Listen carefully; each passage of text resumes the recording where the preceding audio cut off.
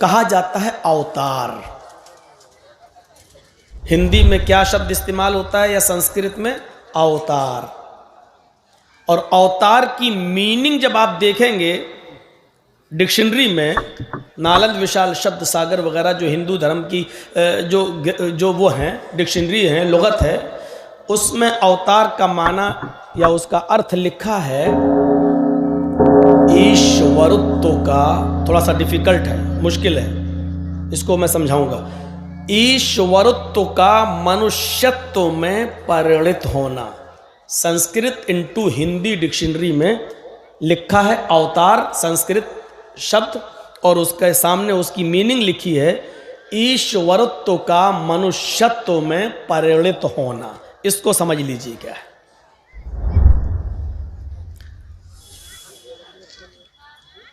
ईश्वरत्व का मनुष्यत्व में परिणत होने का मतलब क्या है? ईश्वर किसी मनुष्य को ऋषि, मुनि, पैगंबर, रसूल, दूत बनाकर नहीं भेजता, बल्कि वो खुद स्वयं मनुष्य का रूप धारण करके पृथ्वी पर अवतार लेता है। यह है हिंदू धर्म के अंदर अवतार की व्याख्या। ईश्वरत्व का मनुष्यत्व में लीन हो जाना, परिणत हो जाना, यानी अल्लाह ही मनुष्य का रूप धारण करके पृथ्वी पर अवतार लेता है। वो ईश्वर ही होता है जो मनुष्य की शक्ल में दुनिया में अवतार बन के आता है। लेकिन ये कितना गलत धारणा होगी अगर इसको सही मान लिया जाए। इस एतबार से राम अवतार थे, कृष्ण अवतार थे। तो राम के पिता राजा दशरथ थे, और राजा दशरथ की तीन पत्नियां थीं। उनमें एक पत्नी से राम पैदा हुए, दूसरी पत्नी से लक्ष्मण पैदा हुए। पिता दोनों के एक थे लेकिन मां अलग अलग थी। अगर थोड़ी देर के लिए मान लिया जाए कि ईश्वर ही मनुष्य का रूप धारण करके अवतार लेता है, पृथ्वी पर आता है, तो इसका मतलब यह मानना पड़ेगा कि अल्लाह को भी, ईश्वर को भी दुनिया में आने के लिए मां के पेट का सहारा लेना पड़ता है, और वजूद में आने के लिए बाप का भी सहारा लेना पड़ता है, और फिर वो मां के पेट से बाहर भी आता है। ये कितना गलत मैसेज जाएगा। फिर जब बच्चा शक्ल बन के पैदा हुआ तो इतना कमजोर कि पेशाब और लेटरीन पायखाना भी बिस्तर पे करता है, और उसकी मां उसको साफ कराती है। क्या ईश्वर इतना कमजोर भी हो सकता है? भूख लगे तो रोए और मां उसको दूध पिलाए। ये सब बेबसी और कमजोरी की अलामात हैं। यही हाल कृष्ण जी का था, और कृष्ण जी जंगल में सो रहे थे। एक शिकारी ने हिरण का शिकार करना चाहा, तीर में जहर लगा हुआ था, विष, और वो हिरण को मारा, निशाना चूक गया। कृष्ण जी के पैर में वो तीर लगता है, और उस तीर में लगे हुए जहर से कृष्ण जी की मृत्यु हो जाती है। ये हमारी किताबें नहीं कह रही हैं, आपके ग्रंथ कह रहे हैं। क्या किसी भगवान को या ईश्वर को कोई तीर मार सकता है? और अगर तीर में लगे हुए जहर से ईश्वर ही मर जाए तो फिर ईश्वर की शक्ति रह क्या जाती है?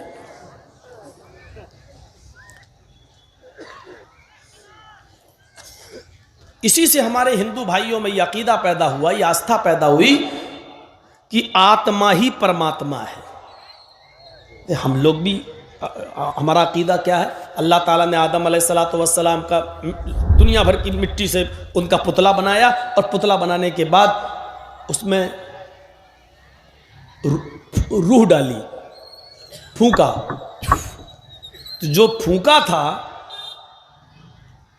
वो रूह जो आदम अलैहिस्सलाम के अंदर आई, तो उसी को हिंदू धर्म के अंदर ये कहा गया है कि वो रूह जो है, जो अल्लाह ने फूंका था, जो ईश्वर ने, उसको कैसे मौत आ सकती है। और ये हकीकत है कि रूह कहां मरती है, बॉडी मरती है, रूह तो निकाल ली जाती है। जो फरिश्ते उसको लेकर, अच्छे हैं फरिश्ते, अच्छी बॉडी है, अच्छा नेक काम किया है, तो अच्छे फरिश्ते, मलकुल मौत जब रूह को निकाल लेता है तो नेक फरिश्तों के हवाले कर देता है, और बुरा आदमी है तो उसकी रूह को मलकुल मौत निकाल के उन फरिश्तों को दे देता है जिनको बुरे लोगों की रूह को ले जाने का हुक्म दिया गया है।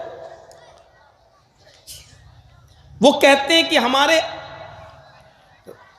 जिस्म के अंदर जो आत्मा है वही परमात्मा है, वो ईश्वर का एक जुज है, अल्लाह का के मुंह से निकले हुए फूंक का एक पार्ट है, लिहाजा वो भी अल्लाह है। इसलिए क्या कहते हैं, आत्मा ही परमात्मा है। लेकिन हम लोग, या हमारा अकीदा यह है कि आत्मा को परमात्मा नहीं माना जा सकता है। अगर आत्मा ही को परमात्मा मान ले तो बड़ी गड़बड़ी पैदा होगी। जर्जिस साहब के अंदर भी ये रूह है, यही आत्मा है, इसी को परमात्मा अल्लाह मान ले। और एक औरत के अंदर भी रूह है, उसके अंदर भी आत्मा है, उसको भी परमात्मा मान ले। तो मेरे अंदर भी अल्लाह, उसके अंदर भी अल्लाह, मेरे अंदर भी ईश्वर, उसके अंदर भी ईश्वर।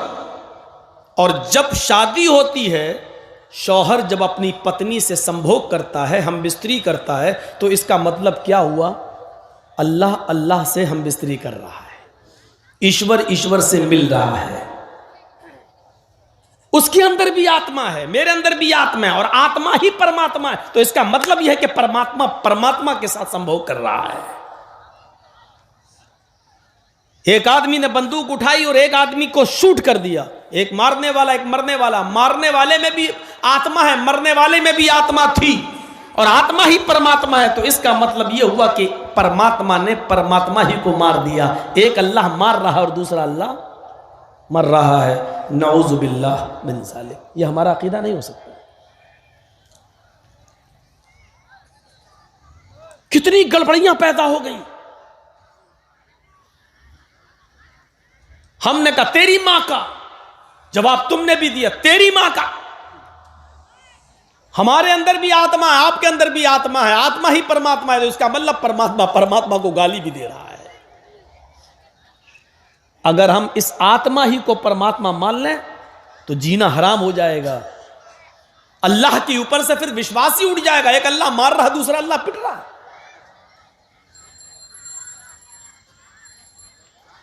अल्लाह अल्लाह ही से नऊज़ु बिल्लाह सुम्मा नऊज़ु बिल्लाह संभोग कर रहा है, मिल रहा है। तो यह अकीदा बिल्कुल दुरुस्त नहीं है। अल्लाह कहां है, सुम्मा इस्तवा अलल अर्श, वो अर्श पर है। वो स्वयं अवतार ग्रहण नहीं करता, बल्कि मानव जाति में, इंसानों ही में से किसी मनुष्य को, जिसको वो चुन लेता है, मुंतखब कर लेता है, पसंद कर लेता है, उसको रसूल बनाता है और उसके पास अपना फरिश्ता भेजता है पैगाम देकर। उस फरिश्ते को हम जिब्राइल कहते हैं, और उसी फरिश्ते का नाम वेदों में परशुराम आता है, परशुराम। तो ये अकीदा सही नहीं है कि ईश्वर ही मनुष्य का रूप धारण करके पृथ्वी पर अवतार लेता है। ऐसा नहीं होता है। अगर ऐसा होगा तो गलत। अवतार का अब माना क्या हुआ, अवतार का माना हुआ अवतरित, जिसको उतारा जाए। ये पैसिव वॉइस है, अवतार। मीनिंग क्या होगी, अवतरित, भेजा हुआ, जिसको भेजा जाए। अब सुनिए, जिसको भेजा जाएगा, इसका मतलब यह है कि उसका भेजने वाला भी कोई होगा। आपको तकरीर सुनाई जा रही है, इसका मतलब यह है कि सुनाने वाला भी कोई है। आप पैदा किए गए हैं, इसका मतलब यह है कि आपका पैदा करने वाला भी कोई है। अवतार की मीनिंग हुई अवतरित, जिसको भेजा गया हो। इसका मतलब यह हुआ कि उसका भेजने वाला भी कोई है। लिहाजा भेजने वाले को हम क्रिएटर ऑफ यूनिवर्स कहते हैं, मास्टर ऑफ वर्ल्ड कहते हैं, सुपर पावर कहते हैं। और जिसको भेजा जाए वो इंसान ही हो सकता है, कोई दूसरी मखलूक नहीं। इसलिए कि इंसानों के लिए इंसान ही को नबी और पैगंबर बनाकर भेजा जाएगा, क्योंकि वो इंसान ही उसके लिए आइडियल और मॉडल और नमूना होगा। दूसरा कोई आइडियल और मॉडल नहीं हो सकता है। आखिरी नबी के बारे में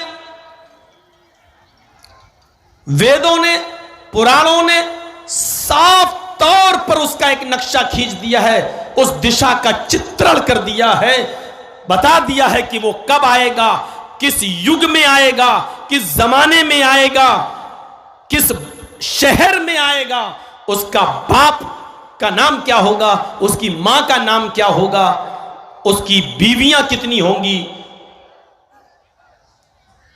पूरा का पूरा बयान कर दिया है। और ताज्जुब आश्चर्य दिए कि उसको हमारी किताबों में नहीं, खुद हमारे हिंदू भाइयों की किताबों में ऐसा खोल खोल के बयान कर दिया है कि पंडित अगर छुपना भी चाहेगा तो छुप नहीं सकेगा।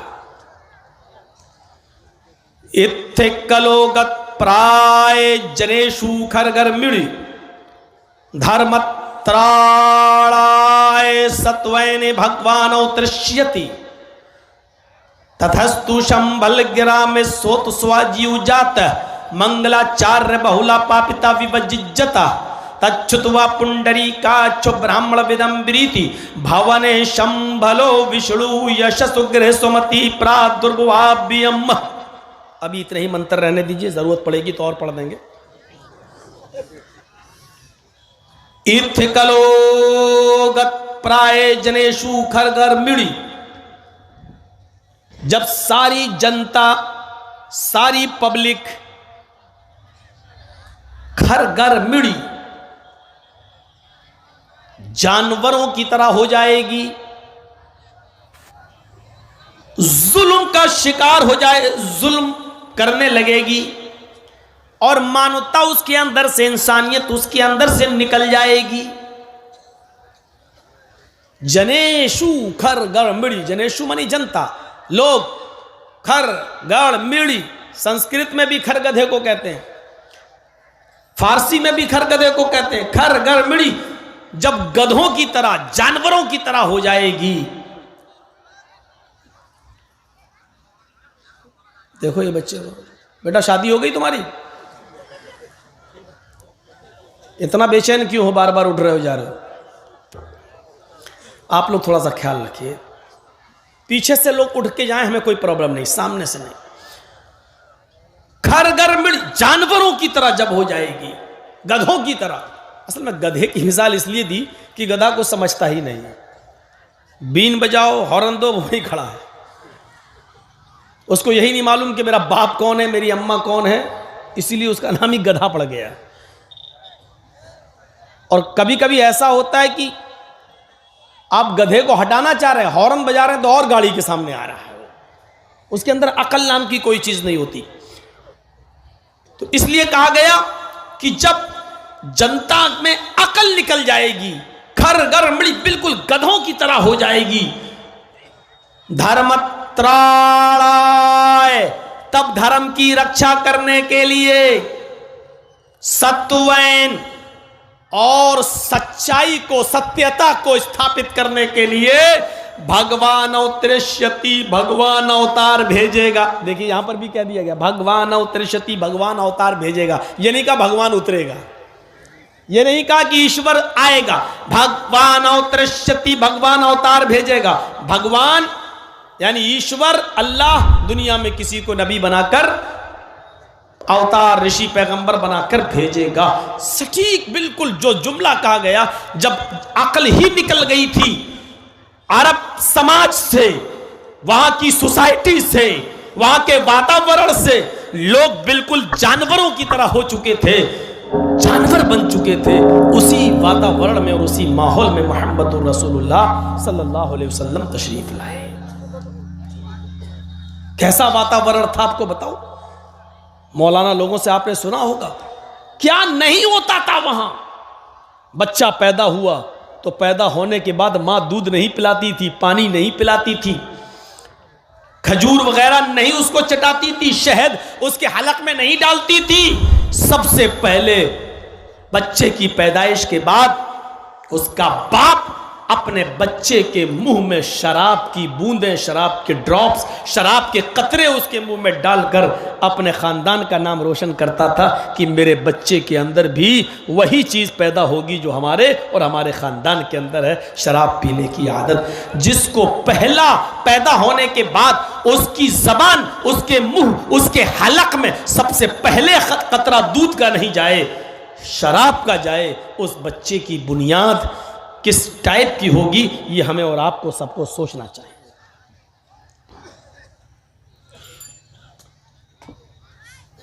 शराब इतना पीते थे कि दस्तरखान पर खाना जब रखते थे तो पानी नहीं रखते थे बल्कि शराब के प्याले रखते थे, और खाना खाते खाते अगर पानी की जरूरत पड़ जाए तो पानी की जगह पर वो शराब पीकर खाने का लुकमा हलक के नीचे उतारते थे।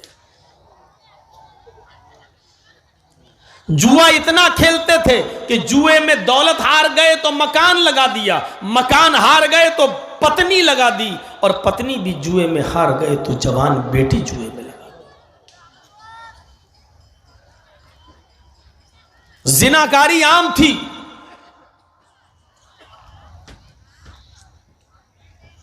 अकल ऐसी नष्ट, बुद्धि ऐसी भ्रष्ट हो चुकी थी कि बाप के मरने के बाद अगर मेरी मां खूबसूरत है, हसीन और जमील है, सुंदर है, कोई दूसरा मेरी मां से शादी ना कर ले, इसलिए घर से चादर उठाकर उसका बेटा अपने पिता की मृत्यु के बाद वो चादर उठाता था और अपनी मां का हाथ पकड़ के बाहर निकालता था और समाज के सामने वो चादर अपनी मां के ऊपर डाल देता था और समाज में ऐलान कर देता था, आज के बाद ये मेरी मां नहीं है, मैंने इसको अपनी पत्नी बना लिया है।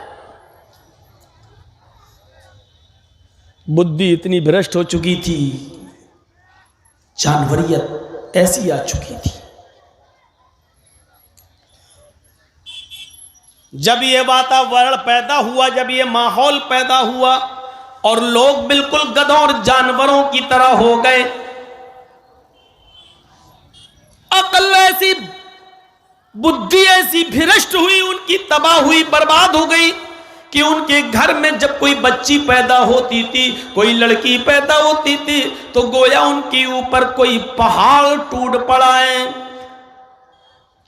4 साल तक और कुछ लोग 6 साल तक उस बच्ची को पालते थे, पोसते थे, और जब वो अब्बू अब्बू अम्मी अम्मी कहने के लायक हो जाती थी, बोलने लगती थी, चलने फिरने लगती थी, एक दूसरे को पहचानने लगती थी, तब इतनी बड़ी 4 साल 5 साल और 6 साल की उस बच्ची को मेला घुमाने के बहाने जंगल में ले जाया जाता। पहले से गड्ढा खोदा हुआ रहता, कहा जाता कि बेटी जरा इस गड्ढे में झांक कर देखो, तुम्हारी मां नजर आएगी। बच्ची जब उस गड्ढे में झांकती तो पीछे से जालिम बाप उसको धक्का देता, वो गड्ढे में गिर जाती और फिर ऊपर से मिट्टी डालना शुरू कर देता, और उस वक्त तक वो रुकता नहीं जब तक कि पूरा का पूरा उसको मिट्टी से दफन नहीं कर देता था। और उस वक्त तक वो उस कब्र के पास बैठा रहता था जब तक उस बच्ची की आखिरी सांस न निकल जाए, आखिरी चीख न निकल जाए, यानी वो मर न जाए। जब बच्ची मर जाती तब वो जंगल से लौट के वापस आता, समाज में आता, अपने मुआशरे में आता, अपनी सोसाइटी में आता और लोगों में जश्न मनाता, शराब का दौर चलता और खुश होकर कहता, आज मैंने अपनी बेटी को दफन कर दिया, आज हमने अपनी बच्ची को दफन कर दिया। ये जिहालत थी, ये बुद्धि भ्रष्ट इस हद तक हो चुकी थी कि अपनी बेटी को मार डालता था, कत्ल कर देता था। जब बुद्धि भ्रष्ट हो जाती है तो आदमी इस तरीके की हरकतें